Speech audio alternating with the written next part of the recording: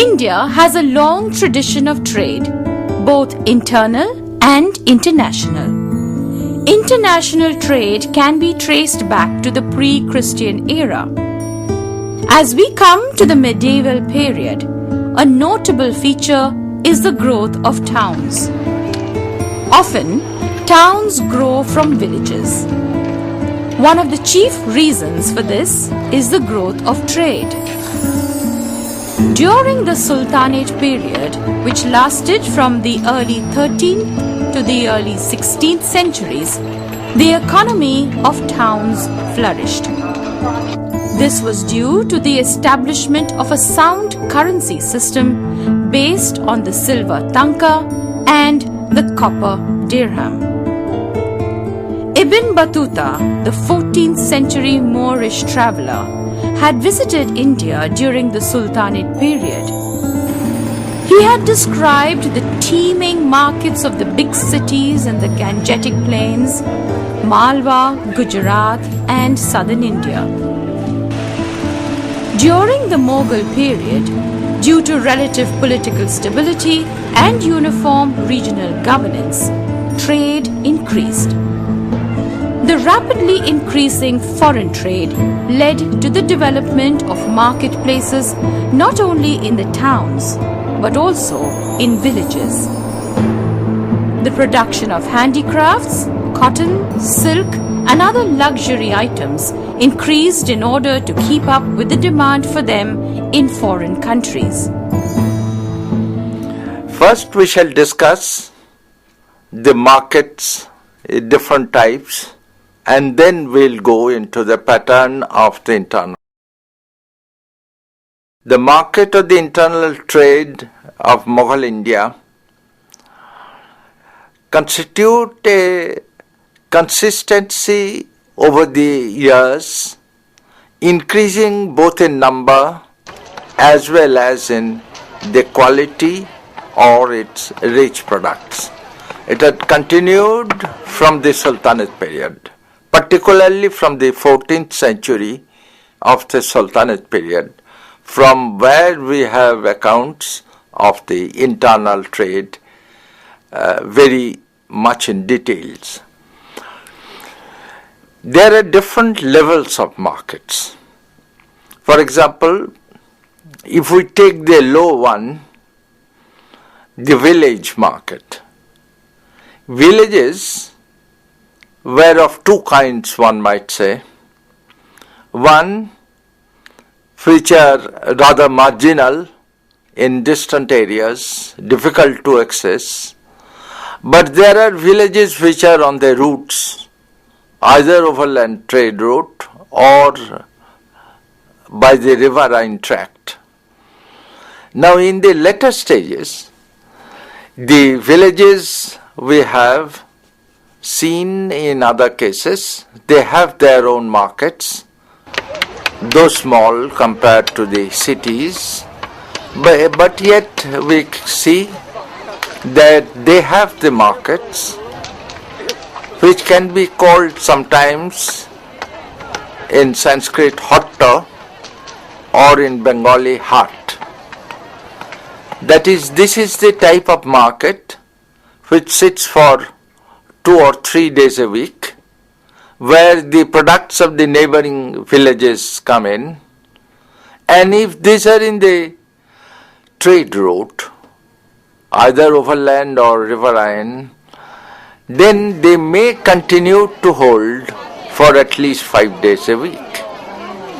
But these are of small denominations. People go there for small purchases. Beyond this, or almost similar to that, the second type we might say, which are on the riverine tracts itself, depending on the type of crafts which are going. For example, we have the description of the mid-14th century Moroccan traveller Ibn Battuta, who was coming from Sylhet to Sonargaon in Bengal by the river Brahmaputra in a boat, and he said that there were so many markets on both sides of the river that I feel that I am going through the markets only. In the mid 16th century, we have the account of the traveler Caesar Frederici, who was coming to Sadgaon from the mouth of the sea. And there he found on the way of the Bhagirathi the markets on both sides of the river.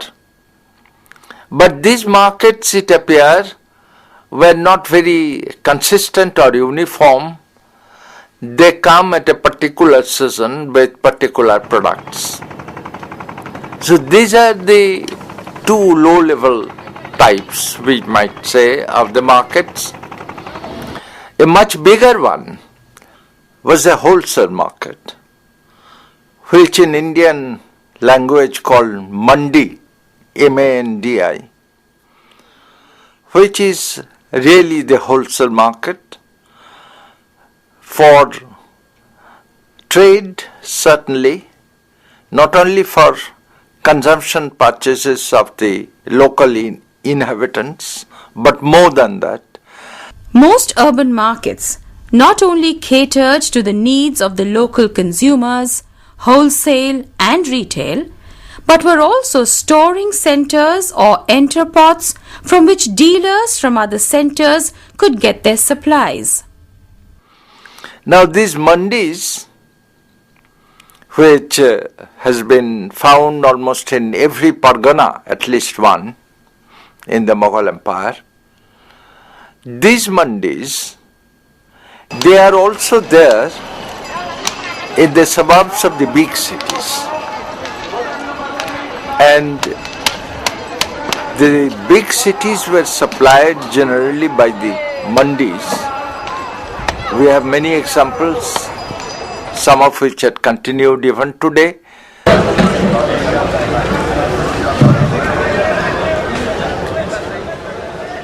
This is the flour mandi of Delhi. Every day, beginning around 4 in the morning, traders gather here with flours. Flours come here straight from the growers as well as from traders. Both wholesale and retail trade takes place here. By about 9:30 a.m., this place will be.